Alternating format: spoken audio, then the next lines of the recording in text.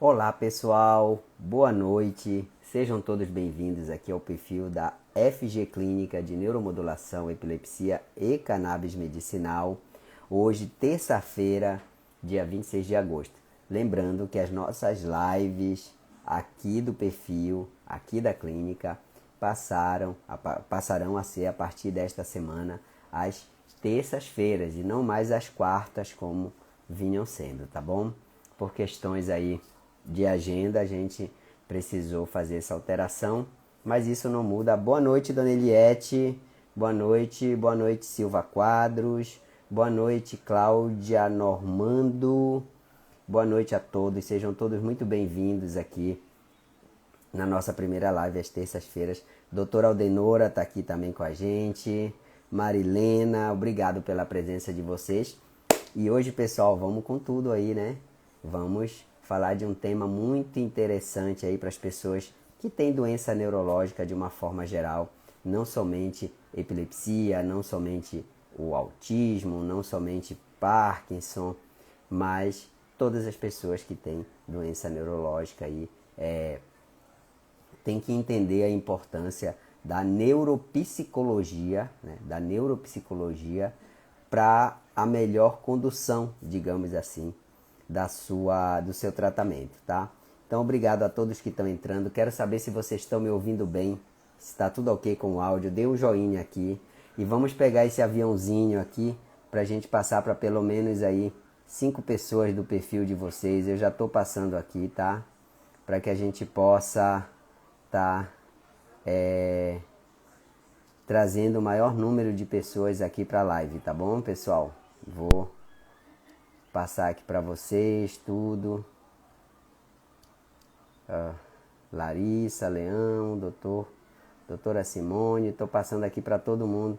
Vamos passar para todas as pessoas aqui do perfil, para as pessoas entrarem aqui na live, tá bom? Paraíso Emocional tá aqui. Pessoal, quem ainda não segue o perfil, vou pedir que siga, tá bom? Pra gente poder ter bastante gente aqui no perfil. Estamos chegando aí a 5.000 inscritos, tá? Deixa eu falar aqui com a doutora Érica.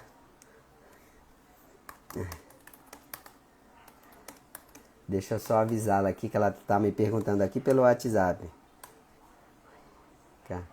Avisa ela. Deixa eu avisar aqui, você entra na...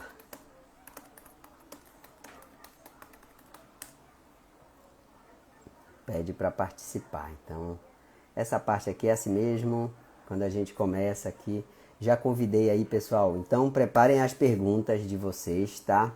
Preparem aí as dúvidas de vocês. Preparem as perguntas, que vai ser um grande prazer estarmos, digamos assim. Dona Edinalva tá aqui. Keivid tá aqui. Érica Neuropsi tá aqui. Deixa eu ver se a doutora Érica já pediu. Ainda não. Doutora, você pede para entrar ao vivo comigo, tá? Tem uma opção na hora que você entra de solicitar para entrar ao vivo. Deixa eu ver, eu não tenho como te convidar.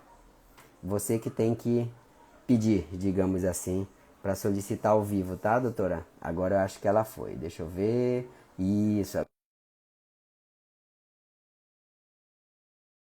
Vamos compartilhar essa live aí com todo mundo, tá bom? Vamos convidar o pessoal do perfil de vocês aí.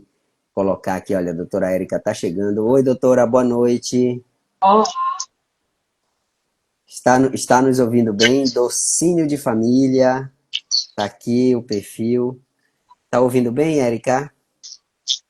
estou ouvindo bem, tá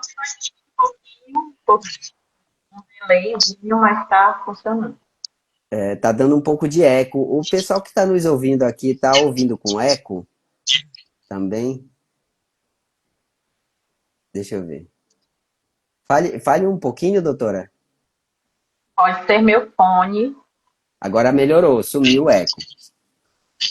Melhorou? Acho que melhorou. Acho que tá melhor agora.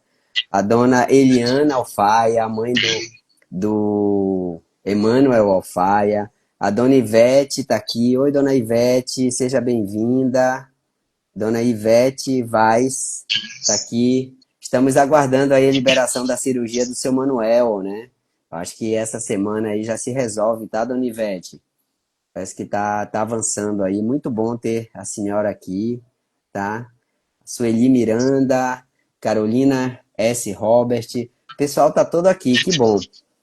Pessoal, vamos convidar aí as pessoas do perfil, vamos bater hoje aí 30 pessoas aqui na live, pelo menos, tá bom? Primeira vez que a doutora Érica tá aqui com a gente, aqui fazendo a live, né? Ela que é neuropsicóloga, tá? E tá integrando a equipe da FG Clínica de Neuromodulação, Epilepsia e Cannabis Medicinal. E hoje a gente vai falar de um assunto muito importante, que é a importância da neuropsicologia, vamos falar assim, no tratamento, no diagnóstico e até mesmo no acompanhamento de pessoas com doenças neurológicas, tá? E a sua cirurgia, dona Edinalva, vamos aguardar aí o IASEP liberar, tá bom? Já foi dada entrada, no mesmo dia a senhora já deu entrada, vamos só aguardar a liberação. Agora a senhora tem que cobrar lá, tá bom, dona Edinalva? Porque o pessoal do IASEP é um pouquinho difícil aí. Mas vai dar certo, já deu a primeira vez, vai dar certo de novo, tá? O João Alves está aqui, Tayane Oliveira também, Roberta Fabrício, dona Ana Soraya. Oi, dona Ana, boa noite, seja bem-vinda aqui. Um abraço aí, o pessoal de Altamira, tá? Dona Ana também estamos aguardando aí para fazer a cirurgia dela. Vai dar tudo certo, dona Ana, também. Obrigado por estar aqui com a gente, enfim. Então, quero que vocês conheçam hoje a neuropsicóloga aqui, a doutora Érica Souza, tá? E a gente vai falar aqui, depois vamos falar de, mais para frente aí teremos muitas lives aí sobre esse tema tão importante, tá? Érica, primeiramente, boa noite, obrigado por ter aceitado o convite aí, por estar com a gente. É um prazer muito grande ter você aqui na live e na nossa equipe. E eu gostaria que você falasse um pouquinho de você, da sua trajetória, para quem ainda não te conhece, para aí então a gente entrar no tema da live. Pessoal, quem tiver perguntas para fazer, aproveite agora. Muitos aqui já fizeram avaliação neuropsicológica, outros estão aguardando para fazer e muitos não têm a menor ideia do que é. Então, hoje a ideia é a gente esclarecer essas dúvidas aí para vocês, tá bom? Doutora, seja bem-vinda. Obrigada. Bom, boa noite a todos, boa noite a todas. Me escutam bem? Tem algum eco, alguma falha? Tudo ótimo. Tudo certo. Bom, eu me chamo Érica Souza, sou psicóloga, né, de formação, pós-graduada em neuropsicologia. E desde a minha formação, eu sempre senti muita afinidade e gostei muito da área da saúde. Tanto que o meu sonho era ser psicóloga hospitalar, fazer residência. Bati na trave da residência, faltou assim um ponto, mas não passei. E aí, conversa aqui, conversa ali, outros caminhos foram aparecendo para mim, sendo que na minha graduação, os estágios com os quais eu me deparei, né, onde eu tive abertura, foram estágios em clínicas que trabalhavam em atendimentos com crianças com transtornos do neurodesenvolvimento. Então, autismo, TDAH, transtorno do desenvolvimento intelectual, antiga deficiência intelectual. E então, sempre neste caminho, este caminho era colocado para mim, né? E aí aquela coisa, né? O que a gente quer nem sempre é o que deve ser. Então, eu resolvi que eu ia seguir este caminho e não a psicologia hospitalar. Poderia ser neuropsicóloga na psicologia hospitalar? Poderia, mas não foi o que eu decidi depois para minha vida. Então, segui na clínica com a neuropsicologia. Minha gatinha passando aqui pulou na janela. Ao vivo acontecem essas coisas. Verdade.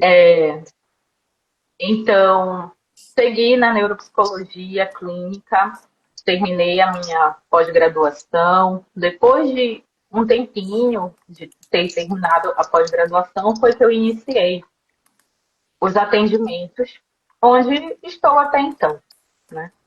Uhum. Ainda sempre aprendendo, porque na ciência, na neuropsicologia, a gente nunca para de aprender, né? Sempre tem novas informações, pesquisas, cursos. Então, a gente precisa sempre se atualizar, né? Não chega um momento que agora já sei tudo. Não. Quanto mais você estuda, você vê que você precisa estudar ainda mais, porque as coisas estão em constante evolução, né? O nosso cérebro. Então, por exemplo, hoje, que eu acho que o boom da ciência deve estar sendo o uso da internet, das redes sociais, do celular, as telas, né? Os Da impactos, quais são os inteligência impactos artificial. deles? Daqui a uns anos, como é que será o impacto no nosso cérebro? Né? O Uhum. que vai acontecer de modificação que já está acontecendo? Né? Eu já estou até meio que adiantando o assunto que depois a gente vai falar. Então, só para vocês terem uma noção de como não tem como ficar parado sem estudar. Né? Então, estou nesse caminho, atuando como neuropsicóloga, porém, estudando sempre, tá bom? Ótimo. E agora, eu Excelente. estou em CFG Clínica, com o doutor Francinaldo, doutor Igor, doutora Dara. Toda a equipe aqui, nossa equipe tem crescido, tem se fortalecido em vários segmentos, vamos falar assim, tá, pessoal? Isso é importante para a gente se consolidar. É, hoje nós já estamos dentro, vamos pensar aqui, dentro da neurocirurgia funcional, pessoal, que é aquela área da neurocirurgia que trabalha com neuroestimulação, neuromodulação, né? Como muitos aqui tem o estimulador do nervo vago, tem o estimulador cerebral profundo, tem o estimulador medular. Essa área da neurocirurgia, para vocês terem uma ideia, a clínica, a FG Clínica, ela está entre as 10 mais relevantes a nível Brasil, tá? A gente tem hoje um volume, vamos falar assim, é, que equipara as grandes clínicas do Sul e do Sudeste, tá? Então, embora a gente pareça pequeno, mas a gente não é pequeno, não. A gente é grande, e grande, assim, dentro daquilo que a gente faz, pessoal. Inclusive, né, quem acompanhou a live aqui que a gente fez, uma live com o Dr. Bruno, a gente ganhou o prêmio de melhor trabalho nessa área de neuromodulação no Congresso Brasileiro da Academia, no Congresso da Academia Brasileira de Neurocirurgia na cidade de Manaus, que foi agora em julho. Então a gente é bem relevante. É que essas informações elas não chegam assim na mídia como outras coisas. Elas são informações mais internas, mas só para vocês saberem que a gente é, que a gente está entre os tops, né? Os tops 10 do Brasil aí dentro do que a gente se propôs a fazer, que é essa área da neurocirurgia, tá, pessoal? Isso é muito importante vocês terem para saberem da qualidade do que a gente faz aqui na nossa região. E ter pessoas que se enquadrem nesse padrão de qualidade é extremamente importante aí para que o grupo continue crescendo e se fortalecendo e possa oferecer o melhor para todos vocês. Eu quero agradecer aqui a BRB Martins, que está seguindo aqui o perfil. Pessoal, quem ainda não segue o perfil, siga o perfil aqui, compartilhe o perfil com as outras pessoas, para a gente ter um número grande aqui de pessoas aqui no perfil, que é muito importante. Quem quiser fazer pergunta, aproveite aqui a presença da doutora Érica aqui para fazer as perguntas aqui sobre a neuropsicologia, tá?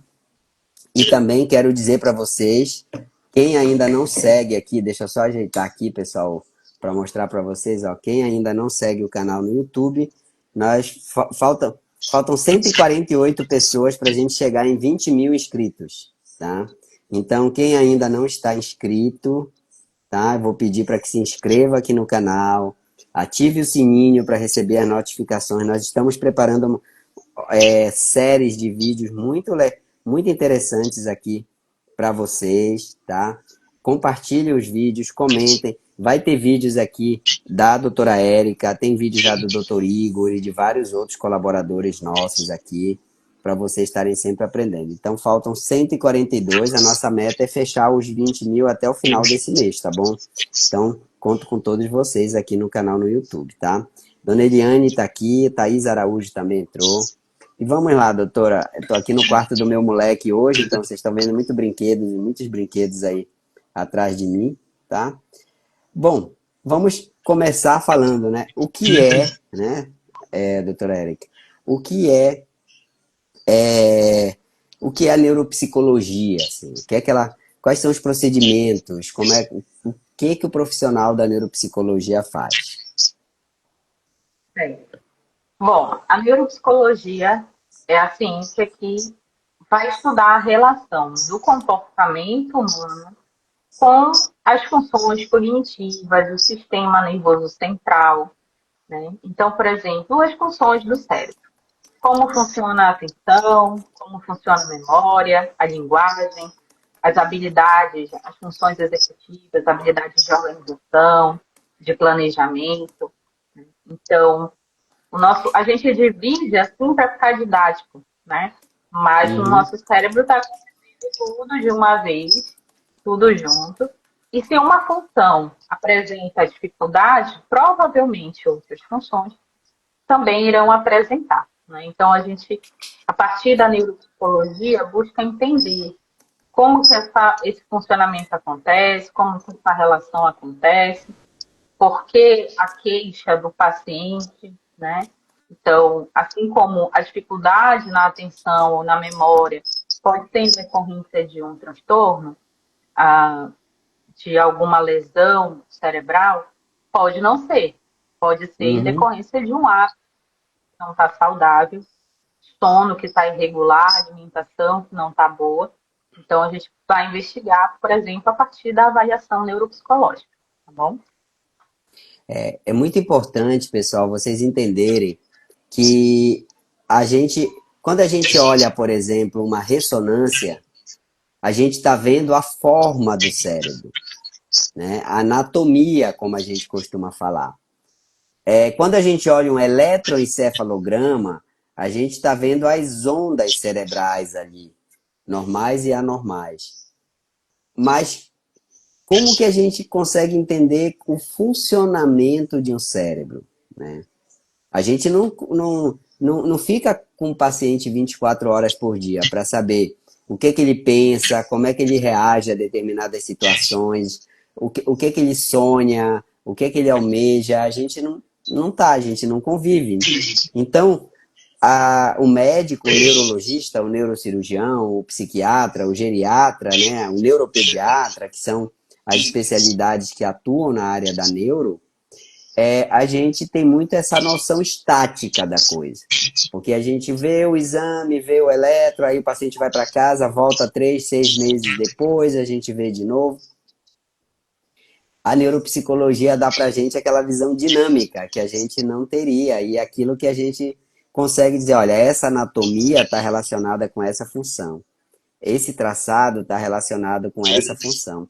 Então vejam como acrescenta informação para a gente.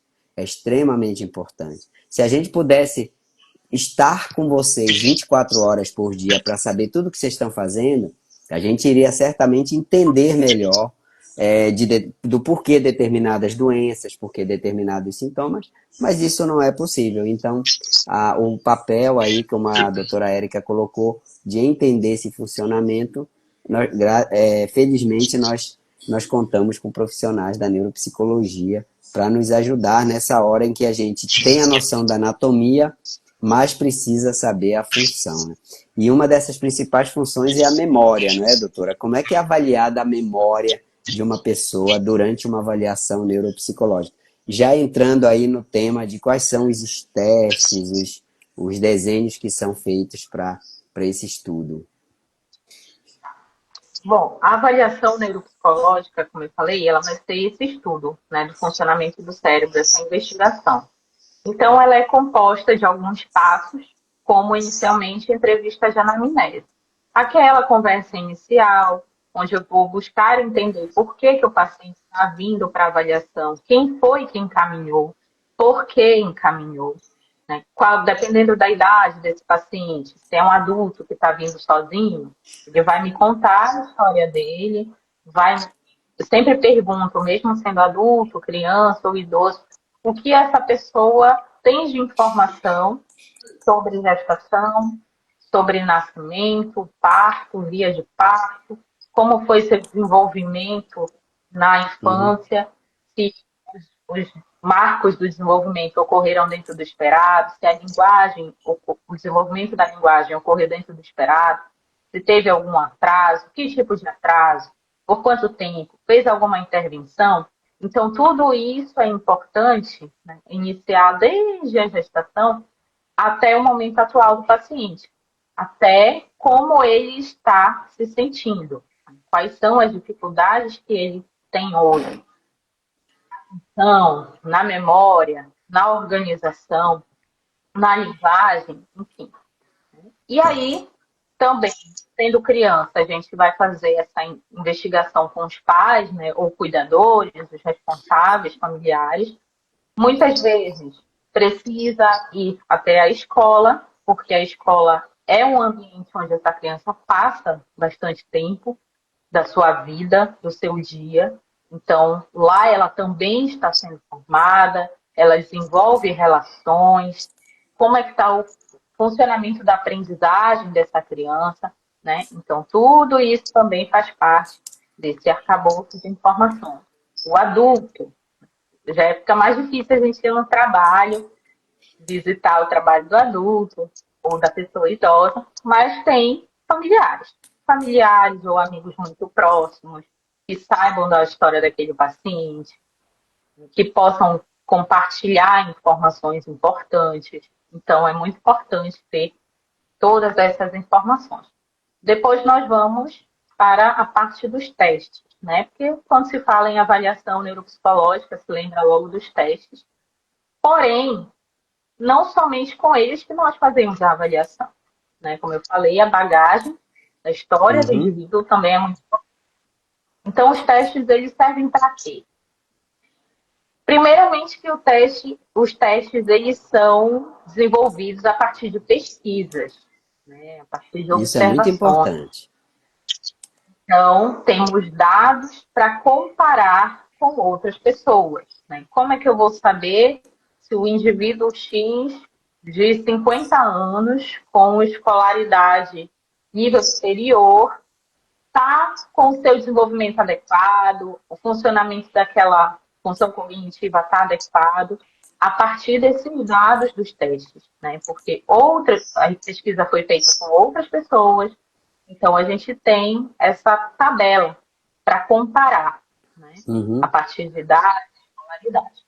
Então isso é com todos os testes, escalas, questionários que são padronizados, tá bom? Então, eles vão nos fornecer dados muito importantes. Então, na avaliação, nessa parte dos testes, nós temos a avaliação da inteligência, do raciocínio, da Uhum. linguagem, da atenção, da memória, das funções executivas. Né? Então, assim, são pequenas tarefas, como eu explico para os pacientes que chegam até mim, são pequenas tarefas que você vai realizar. Eu vou lhe dar orientação. Vou lhe ensinar muitas vezes como fazer. Alguns testes têm um período de, de testagem, né, vamos dizer assim, para a pessoa se acostumar a entender como ela deve fazer, para depois sim, agora valendo, eu não me intrometo. Né? E com isso, colhendo esses dados, essas informações. Mais adiante, precisar fazer visita em algum lugar, como a escola, que eu já mencionei, ou chamar mais pessoas para entrevistas, né, familiares, amigos, também é realizado.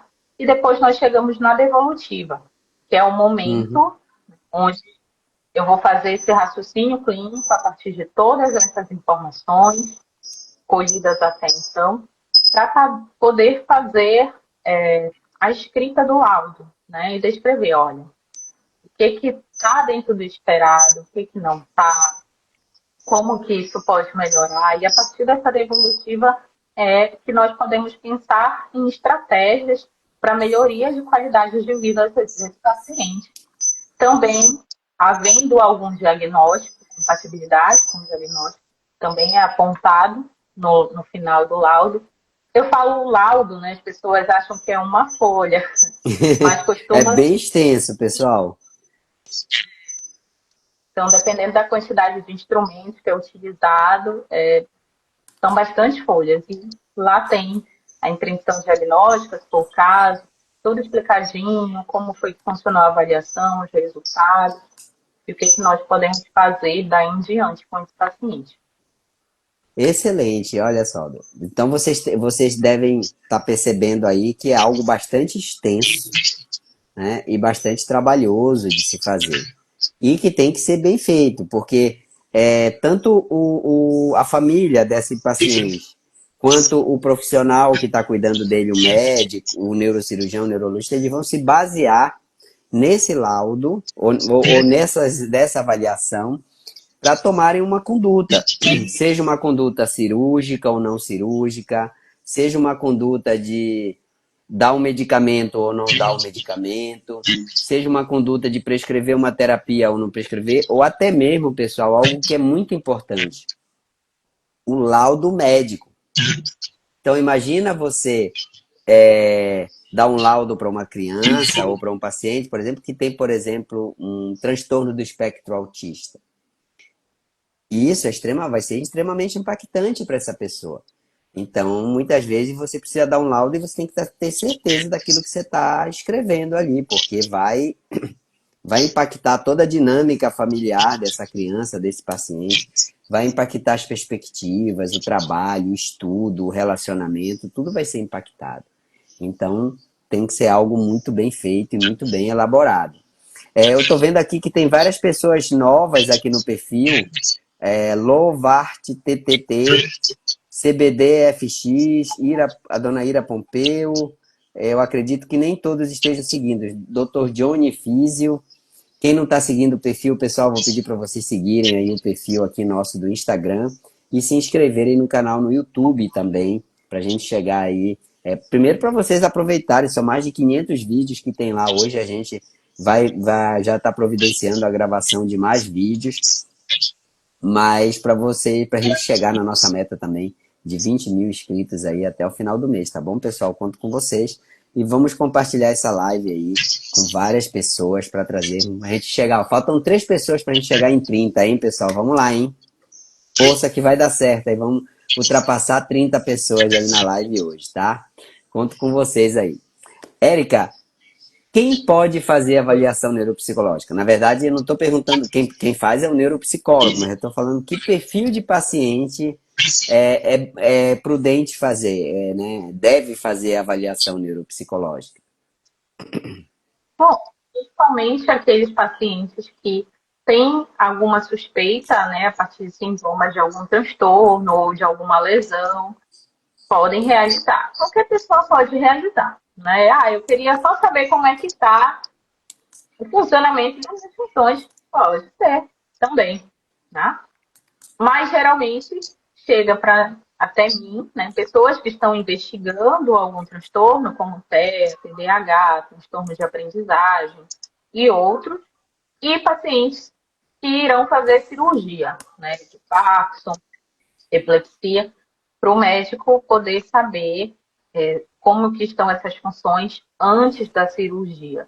Né? E desses pacientes, geralmente, também se realiza pós-cirurgia, para a gente entender o que teve de diferença, se teve alguma piora ou melhora, e poder estabelecer ali um melhor acompanhamento para esse paciente.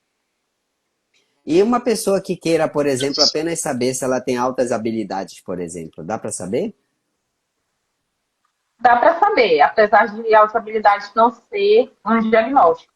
Né? Isso, sim. É um perfil de funcionamento, mas o CID e o DSM não entendem como diagnóstico. A dona Plus Belli perguntou a partir de quantos anos eu atendo.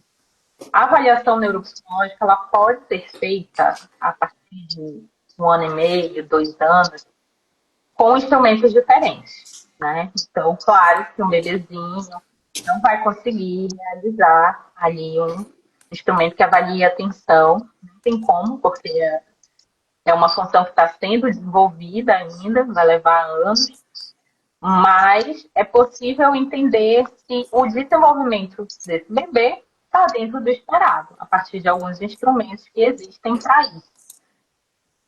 Porém, eu, no momento, atendo a partir de 2 anos e meio.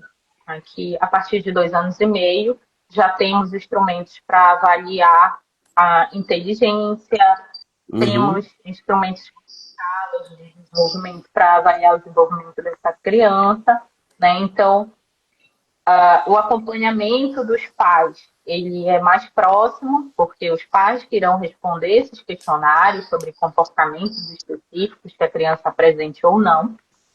E eu também o brincar, né? Porque nesse período é muito importante o desenvolvimento da brincadeira dessa criança. Então, como que essa criança utiliza os brinquedos? Né? Ela utiliza com a função deste brinquedo ou ela utiliza de uma forma diferente? O brincar Uhum. lúdico já está se desenvolvendo, ou seja, ela já coloca elementos imaginativos, já pega o controle remoto e finge que é um telefone, ou pega uma caixa de papelão, finge que é um carrinho. Então, existem muitos aspectos para a gente investigar, sim, a partir dessa idade.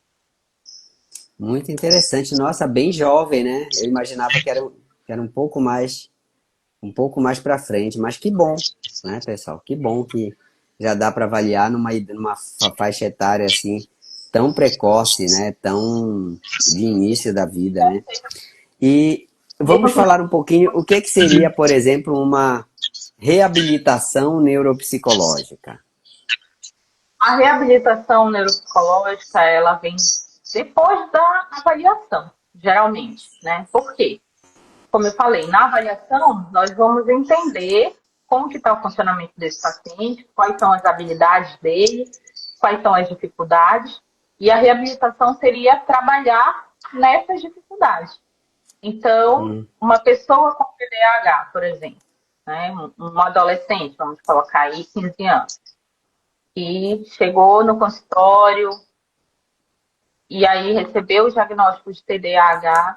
Então, lá na avaliação dele consta a dificuldade no controle inibitório, dificuldade para regular a atenção, dificuldade na memória operacional, nas habilidades de organização, de planejamento, né? Então, uhum, aspectos clássicos de um quadro de TDAH. Então, na reabilitação, o que, é que nós vamos trabalhar? O fortalecimento dessas funções cognitivas, através de treino, através de atividades. É como se fosse uma academia, né? A gente vai para uhum. a academia e a massa magra começa a aparecer, né? O músculo começa a se desenvolver. Então, seria assim: você treinar essas funções a partir de jogos, de brincadeiras, né? Que às vezes as pessoas olhando de fora podem pensar, nossa, mas vai para a sessão só para ficar jogando, para ficar brincando, mas na verdade o Uhum. cérebro está sendo exercitado, né? Uhum. E também mudanças, adaptações de rotina para aquela pessoa, né? Como que ele pode se organizar, que o TDAH é um paciente que tem dificuldade na organização, se atrapalha ali com as suas demandas. Então, como organizar essas demandas? Ensinar também para esse paciente o que é o TDAH, o que é o transtorno do déficit de atenção e hiperatividade, como ele funciona, no caso dele, como que ele afeta as funções dessa pessoa, né? Porque isso vai também mexer emocionalmente, né? Uhum. Então, todas essas questões são trabalhadas na reabilitação. Mudanças, adaptações na escola, tempo de prova que pode ser estendido, feito de uma forma diferente, recursos que podem ser utilizados para melhorar a compreensão, o aprendizado dessa pessoa. Então, é uma das formas onde podemos fazer a reabilitação neuropsicológica ou cognitiva. Excelente. E para pessoas que têm, por exemplo, problemas de memória, existem maneiras de. Vamos usar o termo, os pacientes sempre perguntam muito isso, né? Existem maneiras de fortalecer a memória, né? Existem técnicas, medicamentos, existem alguns aí, mas técnicas. Bom, vai depender da queixa desse paciente, né? Se essa dificuldade na memória está relacionada a algum diagnóstico ou não.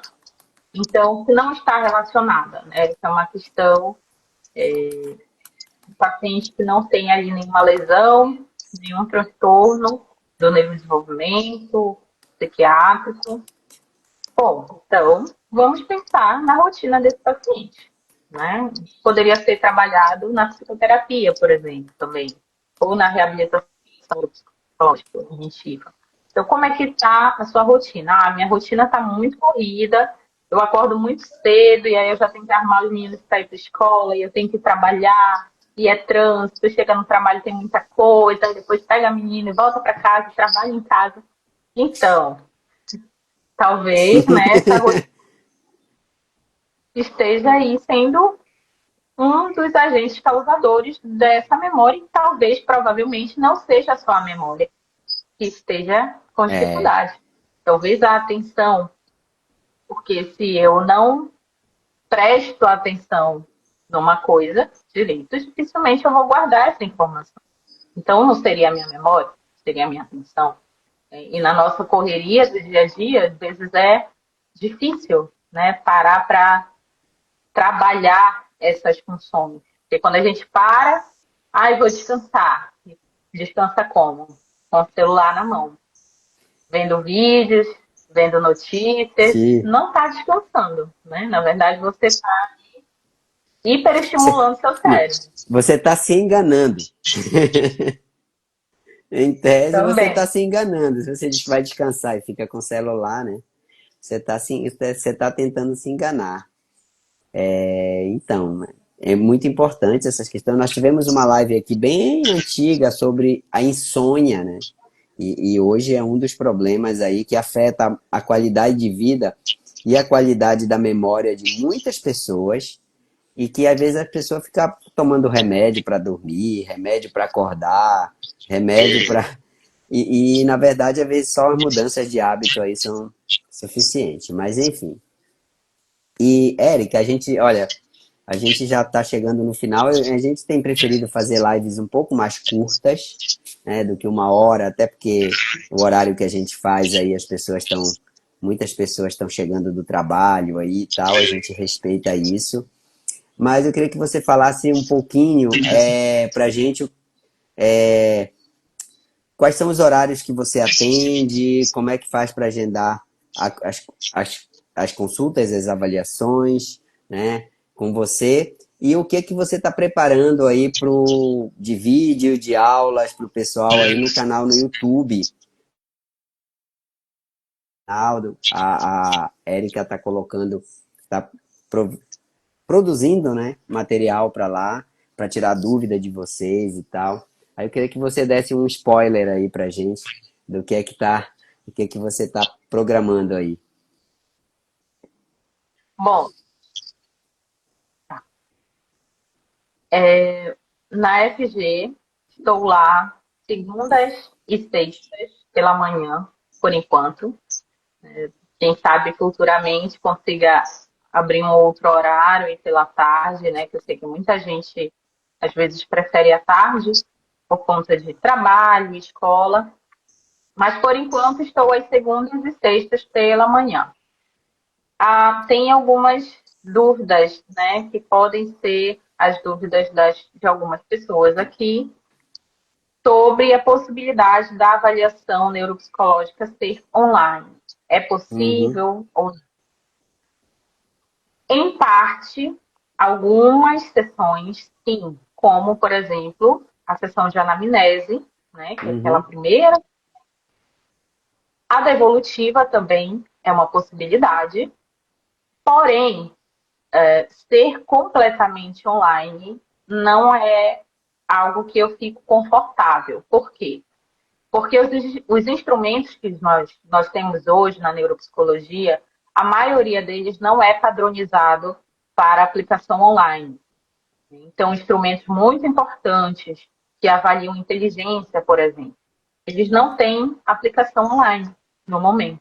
E são instrumentos que eu não tenho como adaptar, porque eles foram pensados a partir das pesquisas, a partir dos estudos, para serem realizados pessoalmente. Né? Eles têm uhum. materiais que a gente precisa manusear para determinados fins.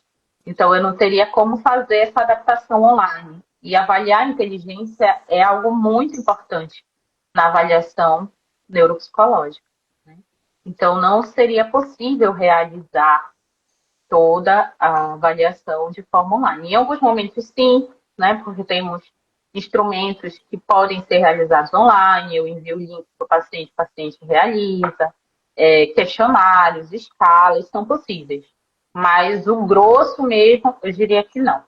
Quantas sessões são necessárias para fazer a avaliação? Hoje, na FG, a quantidade de sessões são 8 sessões, incluindo a anamnese devolutiva, e seriam 6 sessões de aplicação de testes, escalas, questionários.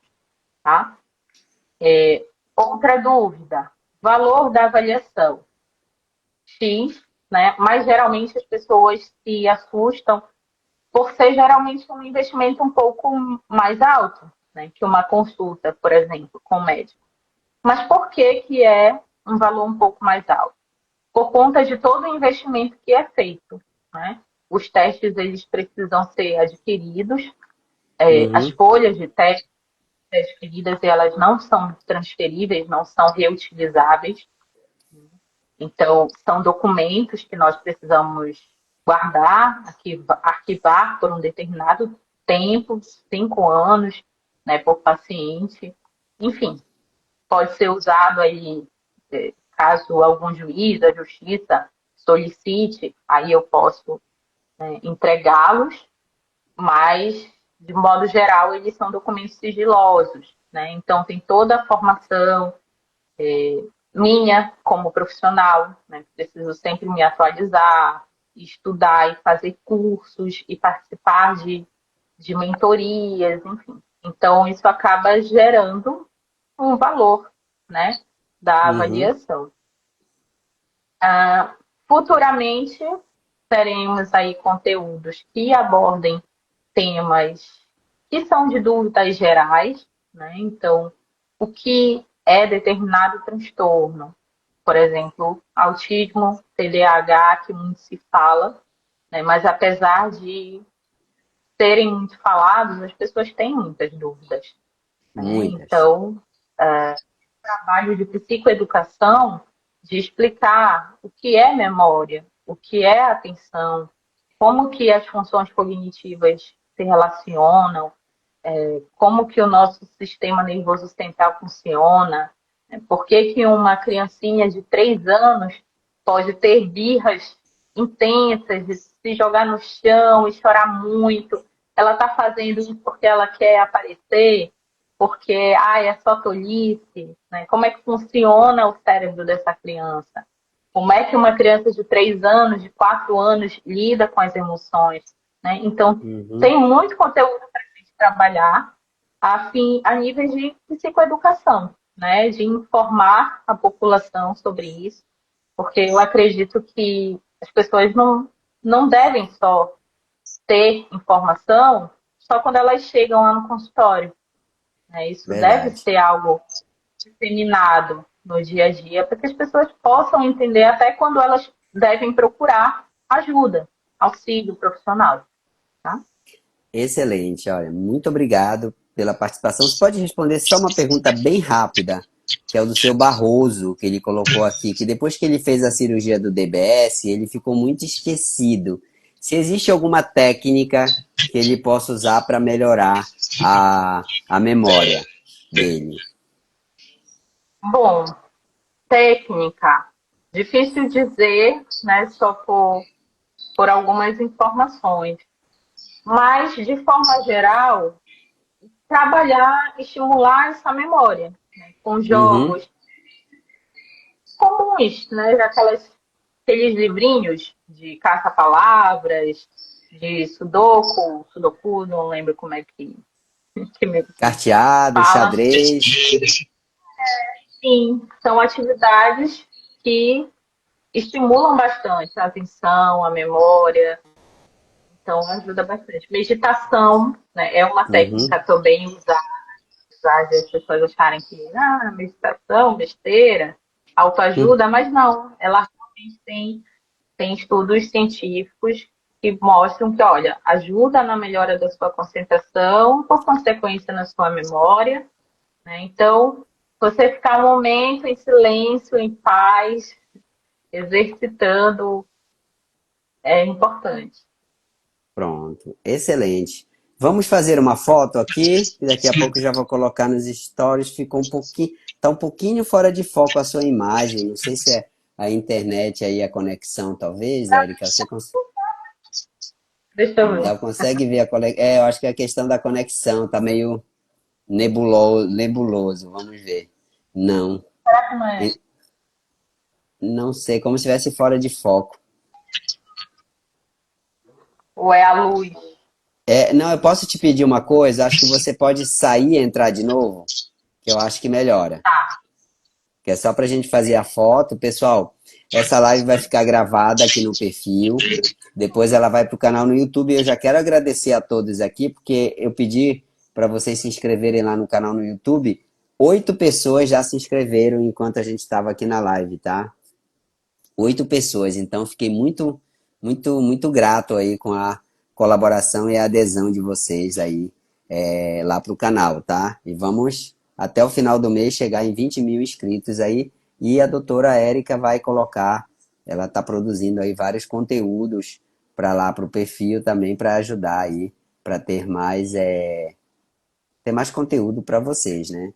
A gente vai finalizar a live já daqui a pouco, a gente vai fazer uma foto e essa foto vai ficar nos stories.